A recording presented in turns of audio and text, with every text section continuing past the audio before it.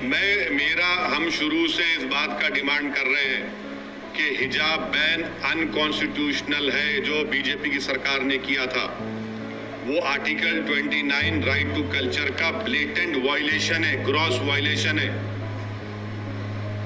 ये हम शुरू से कह रहे हैं। कोई क्या कहता है नहीं कहता हमको मतलब है। हमारा कंसिस्टेंट स्टैंड ये है कि राइट टू कल्चर एक अनफेटेड फंडामेंटल राइट है संविधान में, और मुझे उसका प्रोटेक्शन हासिल है।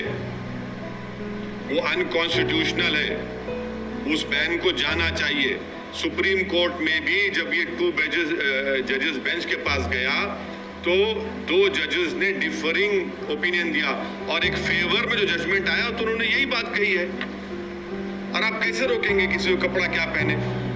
मैं ये बोलूँगा कि जो भारत का संविधान बन गया था और भारत के संविधान बनने के बाद उस किताब पर बड़े बड़े लोगों ने साइन की, जिसको हम अंग्रेजी में कहते हैं हमारे फोर फादर्स।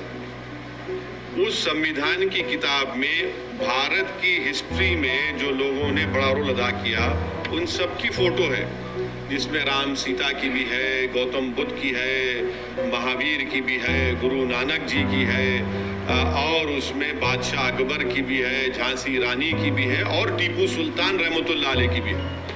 वो किताब तो पार्लियामेंट के लाइब्रेरी में मैं देख के हूँ, आज भी है। अब उसको क्या करेंगे आप उसको क्या करेंगे? और दूसरी बात, ये देश का जो संविधान है वो किसी रिलीजन को मानता नहीं है, वो सब रिलीजन को सेलिब्रेट करता है।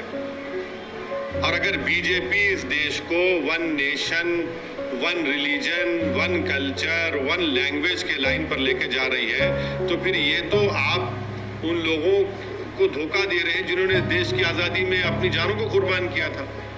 बाबा साहब अम्बेडकर ने जब संविधान में बात की थी लिबर्टी, इक्वालिटी, फ्रेटर्निटी, जस्टिस, ये प्रियम्बल क्या है? ये इसको समझने की जरूरत है।